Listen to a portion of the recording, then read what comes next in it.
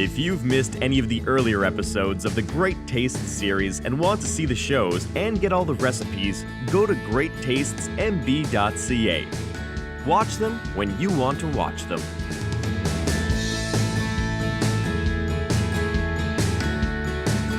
Party continues here on Great Tastes of Manitoba. We're celebrating Canada's birthday, of course, and everybody knows that some of the best foods come out of the deep fryer. And of course, today is all about canola oil, and we're giving away a cookbook actually because this next recipe is from this amazing cookbook. Tell us about that. Yeah, it's Emily Richards. So she's on, or she used to be on Canadian Living and TV and Rights, and now she does cookbooks. You can catch her on Emily Richards and just Google and search for her. Perfect. But she's awesome. So she's given us this Bombolini recipe, or Bumbas. There's so many different ways to pronounce it, so I'm probably doing it wrong, but it's about patience. Oh. This one's about patience. Dang. So we're making a traditional dough. We have yeast, water, warm water, and a little bit of sugar, so it's nice and frothy. That's going on. We have our flour mixture, sugar, You've got some flour, zest going on and this one, orange too. zest, so that gives it Nice. a really nice little kick to it. Okay. And then we have milk, an egg, and a quarter cup of canola oil. Do not do this at home. Do measure. I'm a professional. You could try it at home. I mean, Ellen's not going to stop you.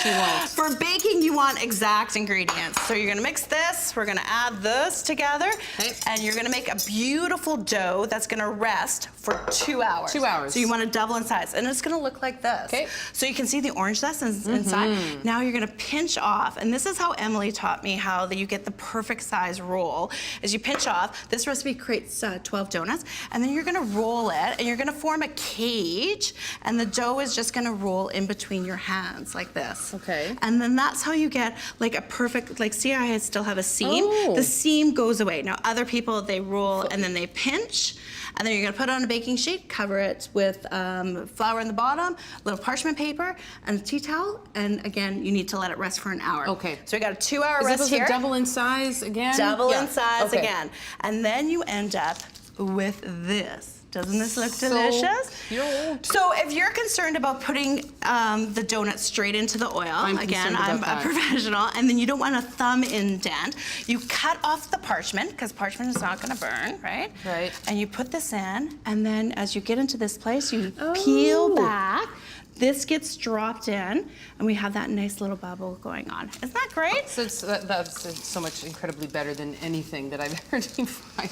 So Instead of getting burnt. just like that. Okay. And I wanted to There we ask you go. about reusing oil because I do that. Is there sort of a shelf life on canola oil in terms of reusing it, or how is that best approached? Yeah, so great questions, Des. Like after we're frying, and if we were doing all these dishes at home, I would do the donuts first, then the French fries, and then end with the fried chicken if I was using the same oil.